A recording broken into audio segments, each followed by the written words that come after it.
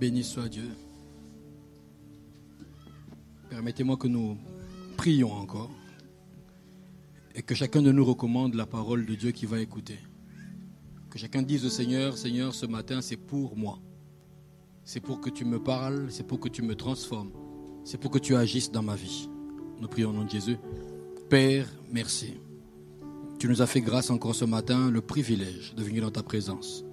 Saint-Esprit, merci de nous avoir trouvé une audience devant le trône. Parle-nous, Saint-Esprit. Oriente-nous, Saint-Esprit. Dirige-nous, Saint-Esprit. Recadre-nous, Saint-Esprit. Nous voulons apprécier Jésus-Christ. Nous voulons adorer et aimer Jésus-Christ avec cette parole. Père, merci encore parce qu'en ce moment, toutes les pensées sont ramenées captives à l'obéissance de Christ. Et l'ennemi de la parole est à terre au nom de Jésus. Que la grâce nous soit accordée de comprendre ta pensée et de donner à ton serviteur que je suis de libérer ta pensée et pas la mienne. Père, nous t'avons ainsi prié ensemble, d'un commun accord, au nom de Jésus. Un saint dit avec moi, Amen. Que le Seigneur vous bénisse. Je bénis Dieu de ce que la grâce m'est faite, de pouvoir me tenir devant vous et pouvoir parler. Merci Seigneur, parce que vous savez, pouvoir apporter la parole de Dieu est un privilège. Je glorifie le Seigneur pour la vie de mon frère, de mon ami, Hugues Arnaud, votre pasteur, Hugues Arnaud Chisungu. Pasteur Hugues, merci pour la confiance. Je me rappelle encore une fois ce qu'on nous disait quand nous étions encore tout jeunes, qu'une seule prédication peut détruire 10 ans de travail. Et quand quelqu'un te cède le pupitre, la chaire de prédication pour apporter la parole à son peuple, pour qu'il rendra des comptes à Dieu, c'est qu'il te fait confiance. Pasteur Hugues, merci beaucoup. Merci beaucoup. Ce n'est pas seulement en tant qu'ami qu'il me l'a confié, mais il m'a fait confiance en tant que serviteur de Dieu. Maman Solange, tous mes honneurs et tous mes hommages. Parce que je sais que le travail d'une grande femme derrière un grand homme produit un grand résultat. Et je bénis Dieu pour la maman que Dieu vous a donnée. Une femme formidable. Et je glorifie le Seigneur pour ma femme, mon épouse qui est à mes côtés. Et qui ne cesse de me soutenir, de me parler, de me reprendre. Et de faire en sorte que je fasse le travail comme il se doit. Béni soit Dieu pour chacun d'entre vous. Votre présence n'est pas un hasard. C'est totalement dans le plan de Dieu. Alors que chacun de vous puisse dire, Seigneur, donne-moi d'écouter, et donne-moi de saisir, et donne-moi de prendre ce que tu as réservé pour moi. Alléluia. Que le nom du Seigneur soit béni. Consacré pour conquérir. C'est de ça que je vais nous parler aujourd'hui. Votre pasteur m'a dit que nous étions dans cette dynamique de conquête. Cette dynamique où on veut prendre un territoire, prendre le pays promis. Et j'ai demandé, Seigneur, qu'est-ce que je peux leur dire? Il m'a dit, dis-leur de se consacrer pour conquérir. De se consacrer pour conquérir. Lisons ensemble la parole de Dieu, Josué 3. 1 à 5. Josué 3, 1 à 5. Josué s'étant levé de bon matin, partit de Sittim avec tous les enfants d'Israël. Ils arrivèrent au Jourdain et là, ils passèrent la nuit avant de le traverser. Au bout de 3 jours, les officiers parcoururent le camp et donnèrent cet ordre au peuple. Lorsque vous verrez l'arche de l'alliance de l'Éternel, votre Dieu, portée par les sacrificateurs, les Lévites, vous partirez du lieu où vous êtes et vous vous mettrez en marche après elle. Mais il y aura entre vous et elle une distance d'environ 2000 coudées. N'en approchez pas. Elle vous montrera le chemin que vous devez suivre, car vous n'avez point encore passé par ce chemin. Josué dit au peuple, sanctifiez-vous, car demain l'Éternel fera des prodiges au milieu de vous. Que Dieu bénisse sa parole. Gloire à Dieu, que Dieu bénisse sa parole. Bien-aimés, le pays à conquérir était au-delà du Jourdain. Il n'était pas là avec eux, il était au-delà du Jourdain. Il fallait faire un pas, il fallait passer un cap. Il fallait aller au-delà du fleuve Jourdain. Mais la Bible nous dit, Dieu les a fait retarder là 3 jours. Ils sont restés là pendant 3 jours avant qu'ils ne traversent. Parce qu'ils devaient faire quelque chose de particulier. On a tous besoin de conquérir. Chacun de nous a un objectif. Chacun veut atteindre quelque chose. Chacun veut arriver à quelque chose. Chacun veut prendre position de quelque chose. Chacun a des promesses. Ainsi dit l'Éternel, Dieu m'avait dit, le Seigneur m'a montré, Dieu m'avait rassuré. On a tous ces choses, mais j'aimerais te rassurer et te dire ce matin que la consécration est importante. Tout s'est joué avant la traversée. Tout s'est joué avant la traversée. Généralement, les gens se trompent. Ils croient que les choses se font à la traversée ou après. Tout se joue avant la traversée. Quand tu reçois une promesse de la part de Dieu et que tu l'as écrite, laisse-moi te dire, avant qu'elle ne s'accomplisse, il y a des préalables. Et la consécration en est une. L'appartenance totale et exclusive à Dieu. Consécration. Appartenance totale et exclusive à Dieu. Quand on néglige ce point-là, on se perd. Et on finit par faire croire aux autres que Dieu n'est pas fidèle. Je rassure quelqu'un ce matin. Dieu est fidèle. Dieu est fidèle. Je disais encore dans une assemblée où je prêchais en France, je dis notre Dieu est un monsieur. Est-ce que tu peux m'aider à dire à ton voisin, s'il te plaît, notre Dieu est un monsieur. Il tient ses paroles. C'est un monsieur. Quand il a dit, il a mesuré le pour et le contre. Il a mesuré ses aptitudes à lui. Est-ce que je suis capable d'accomplir ce que j'ai dit? Oui, alors je vais dire. Quand Dieu sait qu'il ne pourra pas faire, il se tait. Si Dieu parle, c'est qu'il peut faire. Et s'il leur dit, vous allez prendre le pays promis, c'est que c'est possible. Le reste est entre nos mains. Entre nos mains. Alors, qu'est-ce qui se passe? Je vais nous développer 4 petits points pour nous faire savoir ce que Dieu voudrait que l'on sache. Cette conquête. Cette conquête, laissez-moi vous dire une chose. Vous allez atteindre Canaan. Quelqu'un m'a entendu? Tu vas atteindre Canaan. Chacun a un Canaan différent. Mais chacun a un Canaan. Ton pays promis n'est pas celui du voisin. Mais tu as un pays promis. Il y a un endroit, il y a une dimension, il y a une place là où Dieu t'attend. Il sait que c'est là qu'il doit arriver. Et c'est en suivant Dieu que tu vas y arriver. Mais il y a des préalables, comme j'ai dit. Pour conquérir, il faut se consacrer. Il faut appartenir au Dieu de la conquête. Ça veut dire aller au-delà du simple fait de savoir que Dieu existe. Le Seigneur m'a dit, alors que je préparais ce message, j'étais encore à Kinshasa, il m'a dit, tellement de chrétiens savent que j'existe. Mais peu de chrétiens sont conscients que j'existe. J'ai dit, Seigneur, savent et conscient. En tant que juriste, j'ai commencé à poser des questions. Ça, il me dit, beaucoup savent. Mais beaucoup, très peu sont conscients. Vous voyez? La consécration, c'est cette prise de conscience que Dieu est saint. Quand tu sais que Dieu est saint, tu marcheras comme tu veux.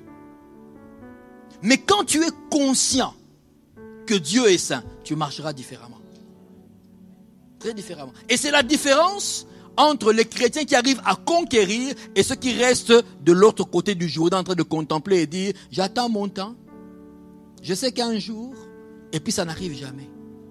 Dieu n'est pas un menteur. Oh non. J'aime bien ce que mon épouse dit, et ça je l'ai pris pour moi aussi. Elle dit, Dieu n'a pas menti avec Abraham. Il n'a pas menti avec Jacob, ni avec Isaac. Il ne commencera pas la carrière de menteur avec toi. Il ne commencera pas. S'il l'a dit, ça peut se faire. Mais est-ce que toi tu es consacré? Est-ce que tu lui appartiens? Christ parle à une femme. Il dit quelque chose de fort, même de très choquant. Femme syro-phénicienne. Il dit, il n'est pas bon de donner le pain des enfants aux petits chiens. Jésus, on t'a seulement demandé, viens guérir ma fille. Toi, tu commences tes discours. En fait, il lui faisait comprendre que même tout ce que je libère de moi a la même valeur que moi. Quelqu'un m'a compris? Tout ce que Dieu libère de lui a la même valeur que lui. La même. Alors, il ne donne pas ça n'importe comment. Ni à n'importe qui. Il y a un privilège pour les enfants de la maison. Ceux qui sont conscients que Dieu est saint. Et puis il y a des restes pour ceux qui savent que Dieu est saint. Même à l'église, les comportements sont différents par rapport à ça. Dans le secret, le comportement est différent par rapport à ça. Dans le secret, quand je suis conscient que Dieu existe, il y a des choses que je ne m'autoriserai pas à faire, même si personne ne me voit. Mais quand je sais seulement qu'il existe, je veux le faire en me disant, c'est pas grave, comme personne n'a vu, ça ne compte pas.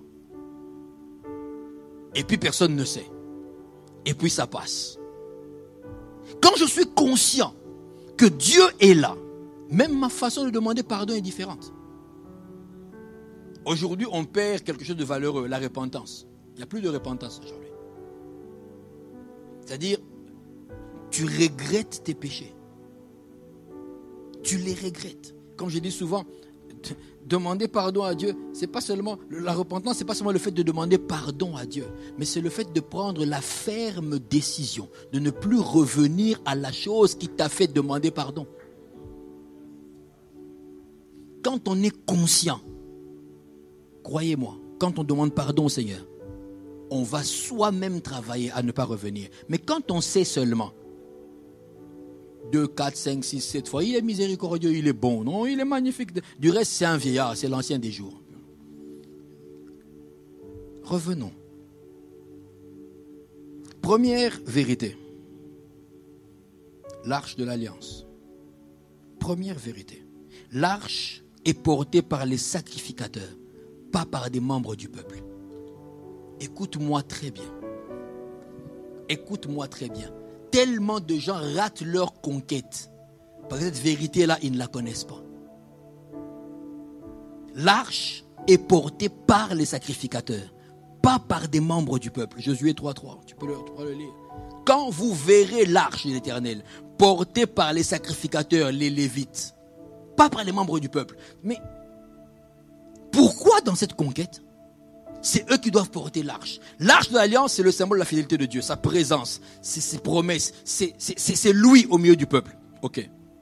L'arche est là. Mais qui a le droit de le porter? Les sacrificateurs, pas les membres du peuple. La conquête peut se rater quand tu n'as pas compris ça. Et je vais t'expliquer ça par la grâce de Dieu.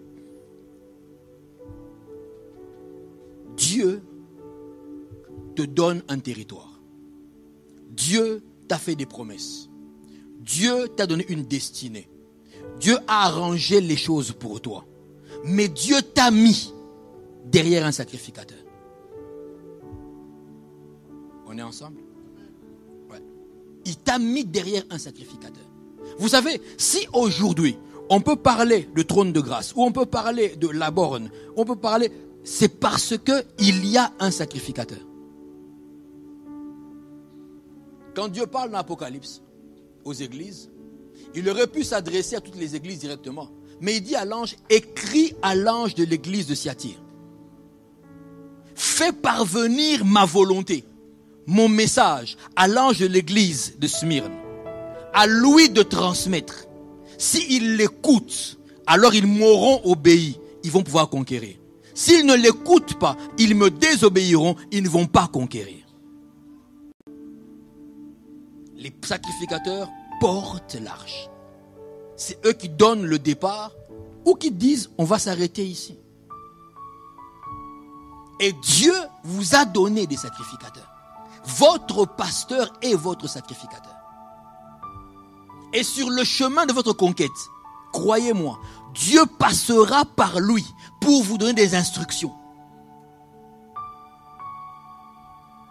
Il y a des choses sur lesquelles vous prierez. Dieu passera par lui pour vous instruire. Vous l'écoutez, vous allez obéir. Alors vous allez conquérir. Vous ne l'écoutez pas, vous n'obéirez pas. Ne tombez pas dans ce piège. Nous sommes tous serviteurs de Dieu. Hey! Nous sommes tous ouins. Waouh! Frère, tu n'as rien compris. Tu n'as rien compris. Il peut se faire que ce matin, je puisse démonter un peu ta théologie. Nous sommes tous... Non, vous n'êtes pas tous. Il y a des sacrificateurs. C'est au travers d'eux que Dieu te donne instruction. La plupart des gens ratent leur conquête parce qu'ils se disent, je sais ce qu'il faut faire. En Israël, le nom de Yahweh était connu. Ils connaissaient. Ils savaient que l'Éternel est leur Dieu. Le Dieu d'Abraham, d'Isaac et de Jacob. Ils le savaient.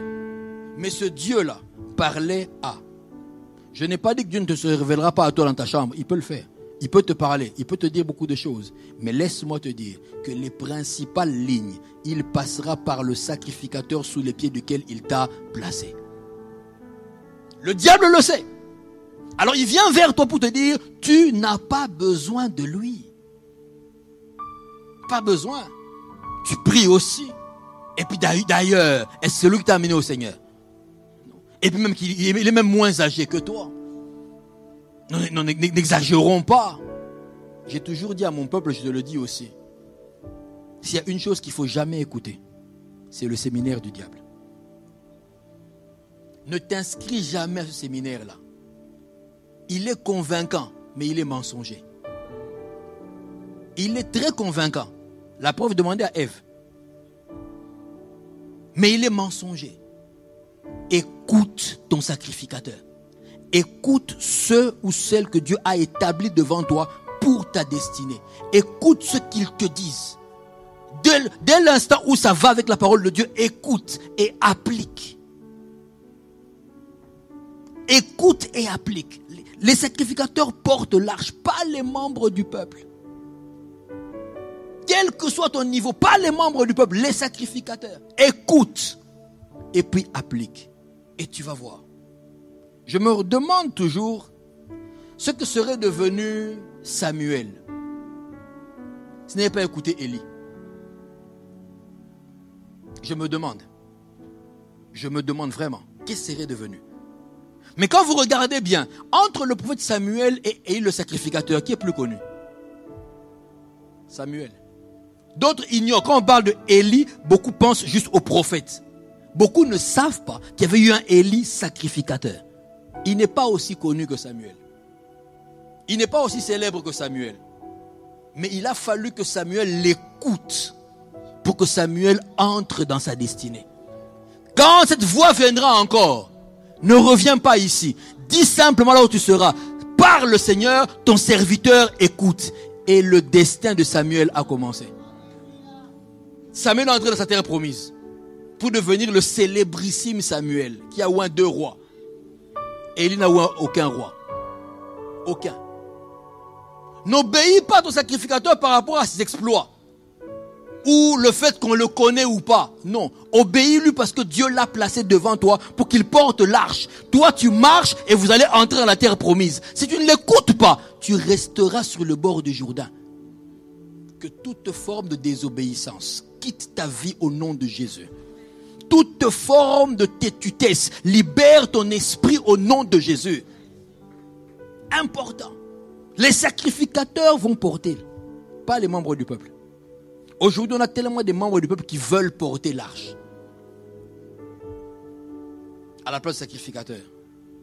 Ça ne marche pas comme ça. Deuxième des choses. La Bible dit, Josué 3:3, le peuple se met en marche derrière l'arche. Le peuple se mettra en marche derrière l'arche, pas devant. Tu ne peux pas conquérir quand tu marches devant l'arche. C'est pas possible. Demande à ton voisin, s'il te plaît, est-ce que tu marches devant ou derrière l'arche? Poliment, gentiment, demande-lui, est-ce que tu marches devant ou derrière l'arche? Le peuple se mettra en marche derrière l'arche. Derrière. Mon ami, tu ne peux pas être plus intelligent que Dieu. C'est pas possible. Il y a tellement de générations qui veulent marcher devant l'arche. Non, l'arche, c'est la parole, c'est le symbole de Dieu. Dans l'arche est contenue toutes les alliances de Dieu. Vous allez marcher derrière. Ça veut dire ceci, alors que tu veux conquérir, tu n'as pas besoin de commencer à choisir les morceaux de la parole de Dieu qui te plaisent ou te satisfassent. Quand vous voyez quelqu'un vous parler et vous dire pour ça je ne suis pas très convaincu, ça veut dire qu'il sait que c'est ça mais il a refusé. Ils prennent des morceaux de la parole de Dieu. Quand ça lui va, c'est bon. Il peut prendre et puis ça va, c'est comme dans sa conviction. Mais quand ça ne rencontre pas sa conviction, il n'est pas convaincu. Non, je ne suis pas convaincu. La parole de Dieu, soit on est convaincu dans l'entièreté, soit on ne l'est pas. On ne démembrait pas l'arche. C'était un tout. Différent, les chérubins, le propitiatoire, tout, mais c'était un tout. Il fallait le porter ensemble et le peuple marche derrière l'arche. C'est la parole qui te conduit à la conquête. C'est la parole qui te conduit à la conquête. Tu dois lui obéir. Si le verset que Dieu a donné comme pilier de vie à ton voisin ne te l'a pas donné à toi, c'est que tu n'en as pas besoin. Chacun a son réma. Mais le logos, il est un. Chacun a son réma. Mais le logos est un. Et je dis toujours, tout réma qui contredit le logos n'est pas de Dieu. Ne vous laissez pas avoir. Quelqu'un peut venir, nous on le voit souvent dans nos pays subsahariens, et quelqu'un vous fait du bruit. Au final, vous pondre un truc qui n'a pas de sens. Qui n'a pas de sens. Tu te dis, mais ça c'est contre la parole de Dieu. Tout réma qui ne rejoint pas la parole de Dieu, le logos, n'est pas un réma. Mais pour que je sache que ce réma-là n'est pas un réma, il faut que je connaisse le logos. Tu marcheras derrière l'arche. Je te conseillerais de faire cette prière tous les jours. Seigneur, apprends-moi à rester à ma place, derrière l'arche. Derrière. Je veux conquérir, mais je reste derrière l'arche. Je m'imagine encore, souvent j'aime bien réfléchir, je m'imagine ce qu'aurait été Israël devant le Jéricho s'il n'avait pas écouté la parole de Dieu. Parfois, ce que tu demandes de faire est ridicule. Seigneur, attends, on va conquérir une ville fortifiée. Et qu'est-ce que tu nous dis? Ainsi parle l'Éternel, faites-en 7 fois le tour, en silence. Il y a de quoi dire, Seigneur, soyons sérieux. Tu as envie de le dire, tu dis, mais Seigneur, avec tout le respect que je te dois, soyons sérieux. J'imagine que des généraux s'asseyent et puis on leur dit, quelle est la stratégie militaire pour conquérir? 7 fois le tour. Général tel, tu es viré. C'est une guerre. Soyons sérieux. Oui. Oui. C'est la parole qui conduit la guerre. C'est la parole. Chrétien, si tu ne sais pas que c'est la parole qui te fera conquérir, tu ne conquériras jamais. Ce n'est pas ton intelligence. Ce n'est pas ta réflexion. Tu ne vas jamais conquérir ton canon avec ton diplôme de juriste ou de biologiste sous-marin ou autre. Tu vas la conquérir avec la connaissance de la parole. J'ai entendu un amen? Tu n'as pas le choix. Tu n'as pas le choix. Tu veux conquérir? Accroche-toi à la parole de Dieu. Tu marcheras derrière l'arche. Troisièmement, ça j'aime beaucoup, Josué 3,4. La distance est de 2000 coudées. Tu ne t'en rapprocheras pas. 2000 coudées, tu ne t'en rapprocheras pas. Dans le chemin de la conquête, il faut que la suprématie de la parole de Dieu s'affirme en vous. Il faut que la suprématie de la parole de Dieu s'affirme.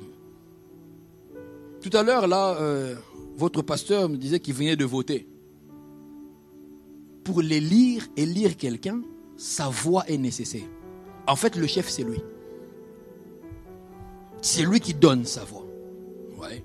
De la même manière, dans la conquête, il y a suprématie. C'est la parole de Dieu qui te place. Il faut que ça s'affirme en toi. Tu me diras, mais je suis converti, je suis chrétien, je vais à l'église, et puis. Non. Tu dois accepter que la parole de Dieu est largement supérieure à ton intelligence. Parfois, vous savez, quand on a bien étudié, quand on a beaucoup étudié, quand on a une façon de réfléchir, quand on a été bien élevé, toutes ces choses, ça peut nous tromper. Tu dois admettre, tu dois accepter que la parole de Dieu est bien plus grande que ta petite intelligence. Que ta connaissance, ton expérience de la vie. Non, moi j'ai 75 ans. Papa, pardon, ça veut rien dire. Ça ne veut rien dire. Rien. Quand tu n'arrives pas à ce stade-là, tu es difficile de conquérir. Parce que tu vas remettre en question tout ce que Dieu te dira de faire. Sans le vouloir. Qu'est-ce qui nous détruit? La réflexion. Est-ce que je dis ne pas réfléchir? Non, il faut réfléchir. Il faut réfléchir. Mais en sachant que la parole de Dieu vous est supérieure. Dieu ne se trompe jamais. Jamais. Jamais. Vous savez, il dit 2000 coudées. Ça veut dire dans leur pérégrination, dans leur avancement, ce que l'on voyait de loin en premier, c'était l'arche. L'arche de Dieu vient en premier. On le voit en premier. Il y a une distance entre vous. Autrement dit, je ne peux m'approcher. Pourquoi? Parce qu'il m'est supérieur. C'est un peu comme dans certains meetings, certaines réunions. On place les personnes par rapport à leur autorité. On place le chef de l'État, on place le roi ici. On ne mettra pas n'importe qui dans son alentour. Il y en a qui vont être très très loin. Pourquoi? On considère l'écart, la distance sociale ou politique qu'il y a entre vous. De la même manière, Dieu veut que tu considères à chaque fois qu'entre toi et lui, il y a une grande distance. Il connaît les choses mieux que toi. Mon ami, tu veux conquérir, tu veux atteindre les choses qui sont les tiennes. Un seul petit conseil, laisse la parole de Dieu à sa place. Toi, garde la tienne. 2000 coudées. Et on dit, tu ne t'en approcheras pas. Dieu n'est pas ton ami. Même s'il dit qu'il t'appelle ami, il n'est pas ton ami. Ça veut dire que vous n'avez pas le même niveau. Considère cette distance de 2000 coudées. Et enfin, sanctifiez-vous, dit Josué. Oui, c'est après. Sanctifiez-vous. Pourquoi? Demain, il va faire quelque chose. Mais aujourd'hui, sanctifiez-vous. Pourquoi pas demain? Demain, il fera. Toi, sanctifie-toi aujourd'hui. Josué 3,5. Pourquoi? Et cet ordre est à l'impératif. Laisse-moi te dire, et je vais finir bientôt. Dans la consécration, dans la consécration, il y a la part de l'homme, il y a la part de Dieu. Alléluia. Il y a la part de l'homme, il y a la part de Dieu. N'attends pas que Dieu vienne faire ta part à ta place dans la consécration. Les décisions à appliquer vous reviennent dans la consécration. La discipline à s'imposer vous revient. En ce moment-ci, si Alf Dimaving veut arrêter le ministère, Dieu ne me forcera pas. Il ne m'obligera pas. J'arrête et je vais faire autre chose. La décision me revient. Mais elle peut me nuire ou pas.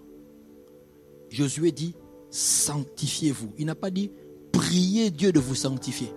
On est d'accord? Seigneur, au nom de Jésus, rends-moi saint. Ça, c'est ta demande, d'accord. Après avoir dit ça, le spirituel libère la force qu'il faut pour que tu puisses te garder saint. Le reste t'appartient. Le choix te revient. C'est moi qui choisis de mettre quand même mon pied ou de ne pas mettre. L'Esprit de Dieu ne viendra pas arrêter ton pied. Non, il ne faut pas se diriger là-bas, j'y vais quand même, l'Esprit de Dieu vient et non, non. Moi, je connais une dame qui raconte, qui dit, moi, je fais tout ce que j'ai à faire. Je vais où je veux. Si Dieu voit que ce n'est pas bien, qu'il vienne me retirer, il ne viendra pas le faire. Tellement de gens, dans le chemin de la conquête, se retrouvent à pleurer. Seigneur, pourquoi je suis arrivé là? Pourquoi tu m'as laissé arriver là? Je ne t'ai pas laissé arriver là, tu es arrivé là toi-même. Tu m'aurais posé la question avant. Je t'aurais dit, ne va pas. Tu te serais gardé. Sanctifiez-vous. C'est toi qui vas te garder saint. L'Esprit de Dieu voit ta volonté. Il vient au secours de ta volonté. Cette personne veut vraiment. Alors, parce que c'est un humain limité, je vais l'aider. Mais quand tu as décidé de ne pas le faire, il ne va rien faire. Rien. Sanctifiez-vous. Sanctifiez-vous. Tu veux conquérir, garde la sanctification. La consécration a des exigences. La consécration a des exigences. Il n'y a pas de consécration sans discipline. Il n'y a pas de consécration sans discipline. Il n'y en a pas. Il n'y a pas de discipline sans sacrifice. Il n'y en a pas. Arrêtez de vouloir croire que la discipline se fait. Non, on appelle ça discipline. Sans sacrifice, il n'y en a pas. Dans toute discipline, on a toujours l'impression de perdre. Toujours. Tu dois sacrifier quelque chose. Non, j'aime beaucoup ça, mais parce que j'ai un objectif divin à atteindre, je me passe de ça. Je n'aime pas ça, mais parce que j'ai un objectif à atteindre, je vais devoir faire avec. Vous savez, il y a un légume chez nous, le gombo. Pour certains, c'est pas agréable. Qui a déjà mangé le gombo? Pour d'autres, pour ça, c'est pas agréable à manger pour certains. C'est visqueux. La première fois de ma vie que j'ai mangé du gombo, coupé en petits dés, avec d'autres légumes, des tomates, je pense, avec du foufou, un matin, c'était froid. Nous sommes allés voir des personnes à qui il fallait apporter la parole de Dieu. Et on arrive, pasteur en tout cas, mangeons d'abord. C'était ça leur petit déjeuner. On a servi ça. J'ai regardé. Mon cœur m'a dit, Alf, courage. Courage. Courage. Vous savez, il y a des plats, quand vous les regardez, vous salivez. Tu les regardes, tu manges déjà. Tu salives, tu te dis, tu attends. Et même si on prie pendant longtemps, tu t'énerves. Ça t'énerve, mais comment il dit prolonger la prière? Non, béni, béni, amen. Le premier béni, c'est pour ceux qui vont manger. Le deuxième béni, c'est pour la nourriture. C'est fini. On commence à manger. Il y a d'autres plats, tu les regardes. Si on te dit, frère, prie 1 heure du temps. Oh Dieu, notre Seigneur est sur le trône. C'est parce que tu veux absolument retarder le moment fatidique. J'étais obligé de manger. Le foufou et moi, c'est pas de l'amour. Pas du tout. On ne s'aime pas. Il sait et je le sais. Donc, mais il fallait que je mange. Pourquoi? Pour les raisons de l'évangile. J'ai un objectif à atteindre. Je n'aime pas, mais je vais le faire.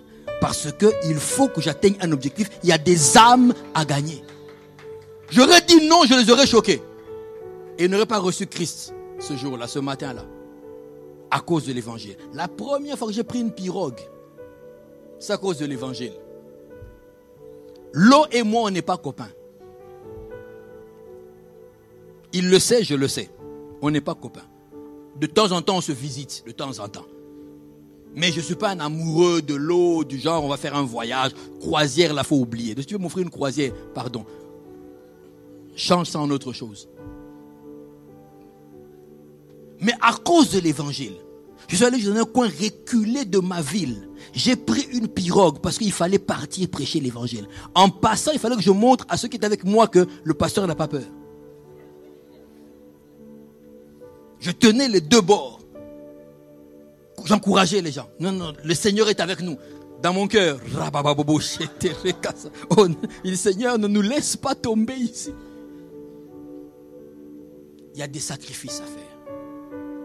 Il y a des choses que tu ne vas plus faire parce que tu veux te consacrer. J'ai une conquête. Je me discipline. La Bible dit que l'athlète se donne toute forme d'abstention. Pourquoi? Parce qu'il a un but à atteindre. Ils avaient un but Canaan.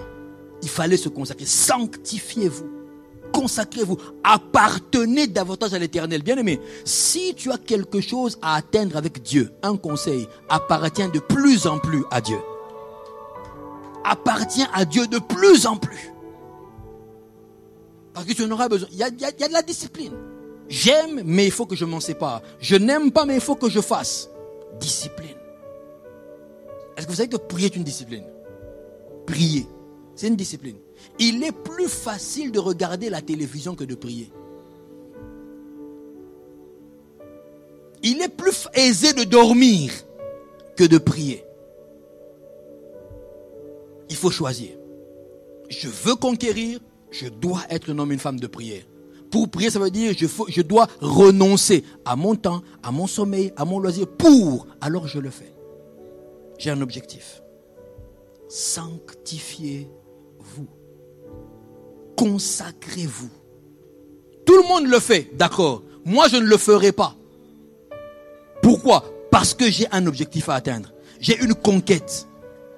Certains font des bilans à la fin de l'année et puis se disent, mais Seigneur, comment je n'ai pas atteint une autre chose? Il n'y a pas que les démons. On met tout sur le compte de Lucifer. C'est sa faute aussi quelque part aussi. C'est sa faute. Il n'aurait pas dû faire ce qu'il a fait. Donc maintenant, tout c'est sa faute. D'accord. Mais quelque part, la faute peut revenir à nous. Regarde très bien. Regarde très bien. Est-ce que tu t'es donné une discipline? Est-ce que tu t'es sanctifié? Est-ce que tu t'es consacré à Dieu? Bien aimé, celui qui a fait la promesse, c'est Dieu. Donc il est le seul à bien savoir comment la promesse doit se réaliser. Toi, quand tu as reçu la promesse, tu quittes celui qui a donné la promesse. Tu lui tournes le dos. Non, Dieu avait déjà dit que... Laisse-moi te dire une chose. Dieu reste maître de ses promesses de A à Z. Du début à la fin. Il reste maître. Et même parfois, la promesse que tu as entendue n'est que le début. Reste près de lui. Consacre-toi pour entendre le développement et connaître la fin. Sinon, tu vas partir trop tôt. Comme font certains, ils quittent le trône trop tôt. Tu arrives, Père au nom de Jésus, Amen. Et puis hop, tu te dis, attends, le temps que je lui réponde, il est déjà parti. Je n'ai rien entendu. Rien. Discipline. Consécration. Appartenance totale à Dieu. Je ne veux pas ça. Parce que il y a des choses légitimes qui ne sont pas des péchés, légitimes, mais que Dieu vous interdira à cause de la conquête. Consacrez-vous à lui. Seigneur, j'accepte. J'accepte. J'accepte. Il a laissé Paul sans se marier à cause de la mission. Vous pouvez sourire, vous pouvez sourire. Il y en a qui me sourient, me disent, c'est quoi ça? Je vais dire que non, c'est pas pour moi. Non, il a laissé Paul comme ça, à cause de la mission. Parce que la Bible vous dit, à cause de ta puissance, tu m'as gardé solitaire. Ça peut arriver. Mais celui qui est consacré à Dieu est prêt à tout donner à Dieu. Tout. Tout. Si vous marchez derrière l'arche, même quand vous allez entrer dans Canaan, vous allez consacrer Canaan à Dieu, pas à vous. Pas à vous. Dieu m'a promis que je serai riche. Ok. Tu marches avec le Seigneur. Il te fait effectivement riche financièrement et matériellement. Parce que cette richesse, tu l'as consacrée à Dieu. Tu marches derrière l'arche. Il te dira peut-être un jour, prends la moitié de ta fortune, achète une église. Achète un bâtiment dans l'église. Seigneur. Si c'est toi, parle encore. Parle encore. Dieu ne va pas dire ça quand même. Et si, il peut le dire. Il peut le dire. Non, Seigneur, c'est toi, parle encore. Dieu parle. Et puis, non, Seigneur, c'est toi, donne-moi 3 signes. Il donne les 3 signes. C'est toi, Seigneur, fais qu'un orage éclate dans ma chambre. Frère.